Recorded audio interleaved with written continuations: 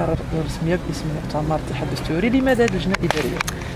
مساء الخير. بداية اللجنة الإدارية هو واحد المسطرة إذا بغينا نقولوا طبيعية من أجل إعداد المؤتمر، هي داخلة في إطار الاستعداد ديال حزب الاتحاد الدستوري للمؤتمر.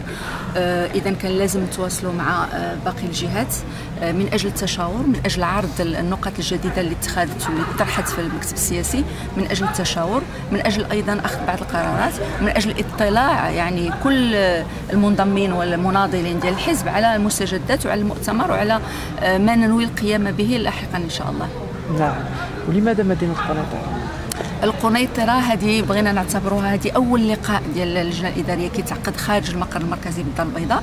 القنيطره لان عندنا مناضلين ديالنا في القنيطره، وهذه بغينا ناسسوا واحد التقليد، واحد اللقاء من اجل الخروج الى المناضلين بدل الاجتماع في المقر المركزي. حنا كنأسسوا المؤتمر الخامس، المؤتمر الخامس اللي بغينا يكون مميز وبغينا يكون فيه واحد المجموعه ديال الاختراعات والابداعات ان صح التأويل، إن صح القول، والخروج إلى المناضلين إلى مناطقهم.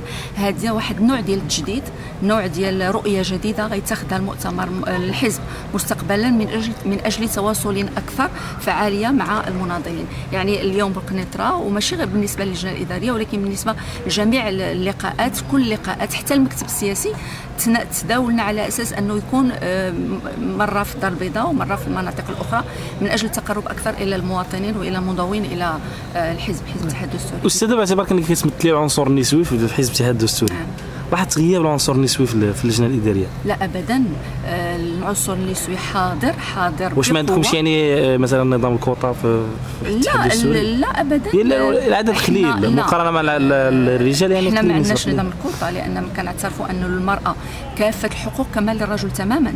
يعني يمكن تكون حضور المراه اكثر من الرجل اذا عملنا الكوطه خص 50-50، احنا ما كنعترفوش بها، ربما تكون 70 ربما. الكوطه تتحدد الحد الادنى، تتحدد الحد الادنى، ولكن احنا ماشي مع الكوطه، احنا عندنا المراه والرجل الاتحاد الدستوري على قدم مساواه. والدليل على ذلك انا الان اللي كنتكلم معكم انا ناطقه رسميه باسم المؤتمر مع كل ما يمثله هذا المؤتمر، يعني من قدسيه ومن معاني بالغه بالنسبه للمؤتمر، لان الناطق الرسمي المؤتمر هو مرآة الحزب، واختيار امراه يعني لا دلالات، لا ماشي استثناء. انا عضو بالمكتب السياسي، برلمانيه، مناضله منذ زمن، يعني وقع الاختيار ديال المكتب السياسي عليا ماشي كامراه وانما كعضو فعال، كاطار وكامراه ايضا.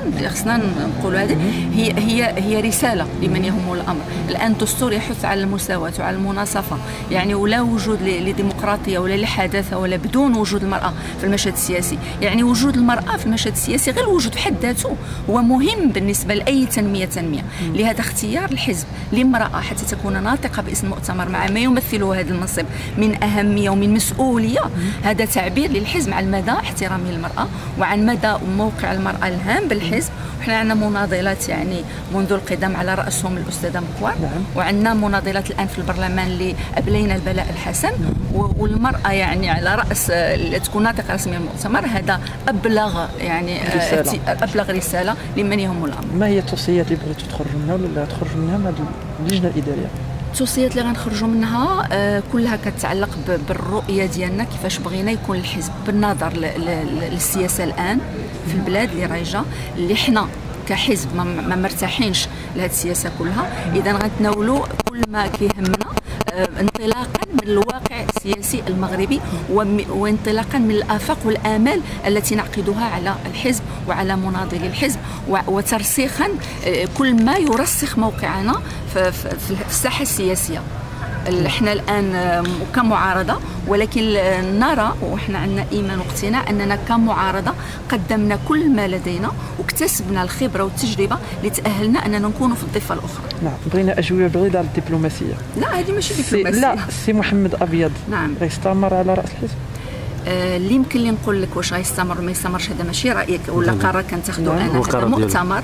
لكن اللي يمكن لي نقول لك هو انه سي محمد ابيض رجل حكيم وله الفضل، يرجع له الفضل في استقرار يعني الحزب رغم المطبات ديال الاقدار وديال البشر اللي داز منها الحزب، يعود اليه الفضل. كيبقى واش غيستمر ولا ما غيستمرش الامر كيرجع للانتخابات. أقوى الاسماء اللي تترشحوا؟ اقوى الاسماء اللي كنرشحوا انا كنرشح نفسي. علاش لا هو العنصر النسوي؟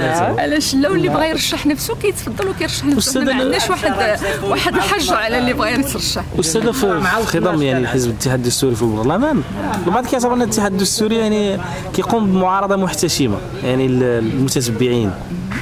لا، ربما المتتبعين اللي كتهضر عليهم ما تبعوش مزيان، حنا ما كنقوموش معارضه محتشمه. يجب عند الملاحظه الاخذ بعين الاعتبار الوقت المخصص للمعارضه.